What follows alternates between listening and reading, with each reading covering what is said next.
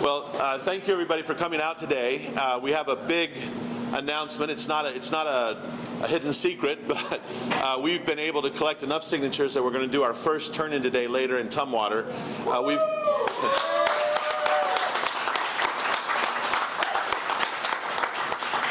For those of you that don't know, you need about 325,000 signatures to get an initiative qualified to put on the ballot.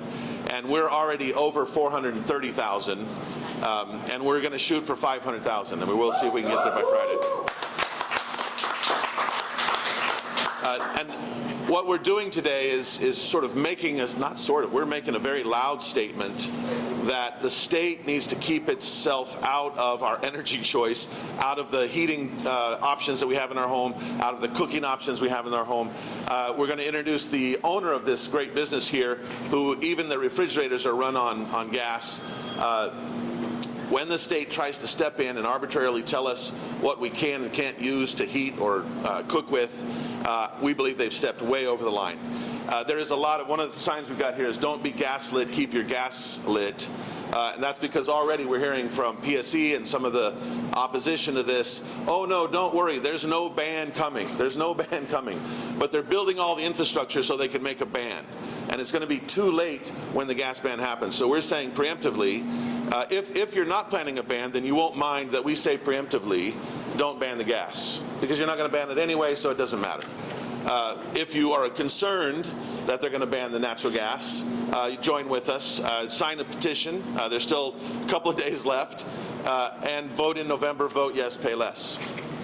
So Initiative 2066, now we're very confident will be on the ballot. We've got enough signatures gathered that it will have no problem qualifying, and you'll see it on the ballot in November along with the other three initiatives to stop the hidden gas tax, to give workers a choice on their long-term care opt-in or opt-out, and then to reverse the capital gains tax. I want to take a minute just to introduce Dan Diva. He's going to tell you a little bit about his business and how it's impacted, and then we're going to have a series of representatives and small business owners that'll come up here and just sort of give you their story of why this is such an important initiative and why it impacts them and why it impacts you. And so, Dan Diva, thank you for allowing us to come to the store. Mayuri is the name of the store, right? And not to make a paid advertisement, but I would encourage, this place smells fantastic. I want to come back here with my wife and buy a lot of groceries, buy some mango juice and some and go make some attempts at some Indian food as well. So thank you. Tell us about your business and what's going on. Hello, my name is Dan Diva. I'm one of the partners with Mayuri Foods. We have a partner. Come up here. Here's your partners who are behind them, right? It's Mahidar and Raj. Hi. And we have one more partner, Ramesh. He couldn't be here today. But just wanted to let you know that we are all for the choice. I mean, if gas or electricity, whichever, we feel that as a citizens, we should have the choice to pick whether gas or electricity. That's one. And then number two, we operate a lot of our equipment with gas and, of course, some electricity as well. And we are in the process of building 2 more locations, one in Seattle downtown, South Lake Union, and the other one is Issaquah. And we are using a lot of gas equipment, obviously, because of our type of food and so on and so forth. So if we have to convert everything back into electricity down the line, that will cost us, we have like 6 locations, anywhere from $3 to $6 million just to convert over everything, and which is a really big chunk of money for us to operate as a small business. Thank you.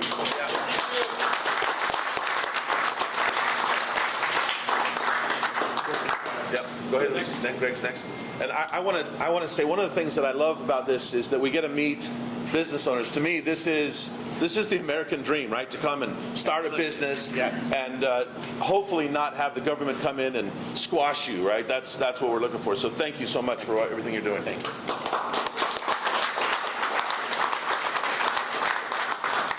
So my name is Greg Lane. I am the Executive Vice President of the Building Industry Association. We have 8,200 member companies around the state that are involved in the residential construction industry. And, Brian talked a little bit about what the proponents of a natural gas ban are doing.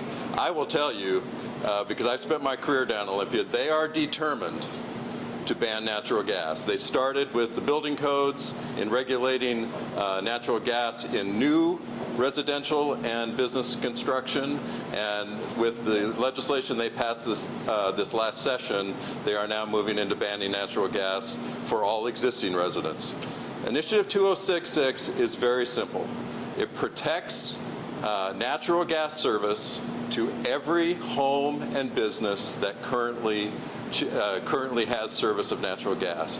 And secondly, it protects the freedom of every Washingtonian to choose what energy source they want to use in their home and business. It's very simple. That's what I-2066 will accomplish. Banning natural gas is a threat to our communities in a number of different ways. For homeowners, it means higher utility rates. It also means having to pay the cost of conversion of your home from natural gas to electrification, which will average between $40,000 and $70,000 per home for the homeowner. For renters, it means higher utility rates and it means higher rents that you will have to pay. For business owners, especially small businesses like this that rely on natural gas, they cannot operate. They will go out of business. Anton from the restaurant or from Hospitality Association will talk about the impacts on the restaurants, but also for manufacturers. It means the loss of thousands of manufacturing jobs in Washington who have to have natural gas to operate. That's why the response from the public to this initiative has been so incredibly intense and overwhelming. The fact that we got 425,000 signatures in 45 days is just remarkable. But it tells you what the public thinks about what the legislature is doing to ban natural gas in our state. BIW is very proud to have been the sponsor of this initiative, to move it forward, to protect homeowners and protect Washingtonians. And I'll tell you, in a week where we are celebrating the independence of our country, it is very exciting that an initiative that will protect the freedom of energy choice for every Washingtonian is now going to be qualified for the November ballot. We are very thrilled to say that today. So thank you.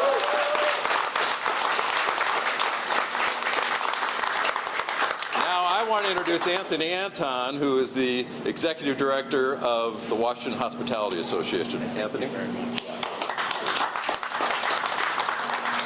Look what we can do by working together. Absolutely. This is so cool. When we first realized we had to move forward and how are we going to get this done in the amount of time, your team, all the businesses working together, communities saying the gas in my home is important. Small businesses are important. To react this quickly, this resoundingly, I mean, all of us are like, can we get this done? We got it done. This is exciting. How cool is that? Many of you got to talk to me during COVID, and I was a little somber, and we were going through a lot because hospitality industry took out a ton of debt, and we lost a lot of restaurants and great places during COVID. And the idea that we now have to be here and say, don't put people through that again, and that much turmoil again, was a little bit shocking, but the fact that our communities resounded and said we're not going to let that happen is fantastic.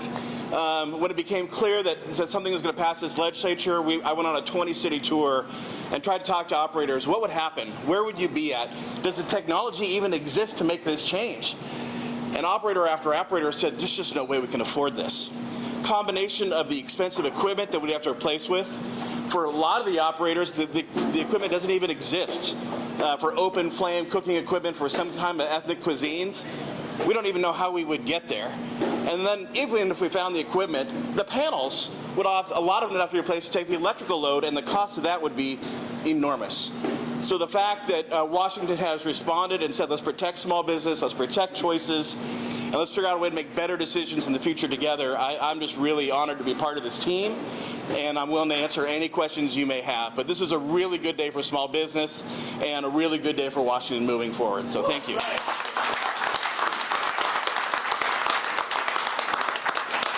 So next I want to introduce Todd Sakai with Sakai Homes. Todd is one of our members in residential construction industry. He's a remodeler and a builder from South King County. Todd.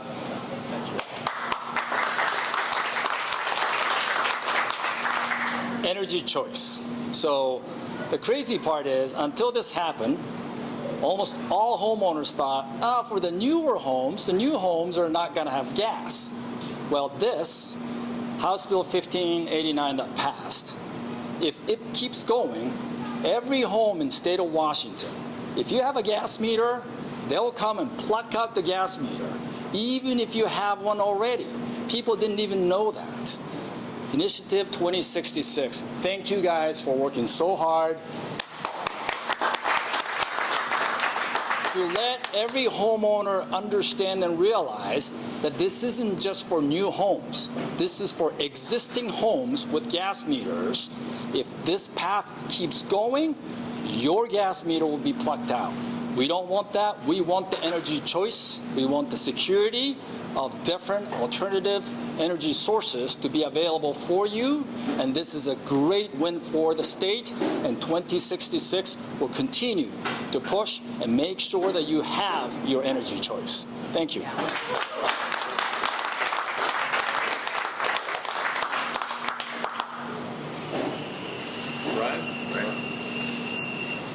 So there are a lot of communities that are impacted by this. You heard a lot of businesses that are impacted by this. One of the big things that we wanted to do here, though, is if you, and I want to talk a little bit about 1589, which is the bill that sort of sparked this. This is not repealing 1589. This is preemptively saying you may not ban natural gas. You may not do it because of the impact. Now, when they passed 1589, during that process, there were some amendments that were offered. And this tells you where the mindset was of those that were passing this bill. There was an amendment that said, let's exempt restaurants from any sort of natural gas ban. Nope, that was rejected. Let's exempt low income or certain neighborhoods from banning natural gas because that's a cheaper form of energy for them. Nope, that was rejected. Let's give an 8-year notice before you do this. Nope, that was rejected.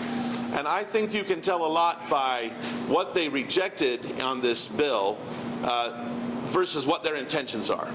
And so if their intention was never to ban natural gas, it won't matter that we pass this. If their intention was to ban natural gas, they've been put on notice. We're not going to take it. So I thank everybody for coming out. We're going to, today at 3 p.m., we'll be down in Tumwater to turn the first batch of initiatives into the Secretary of State.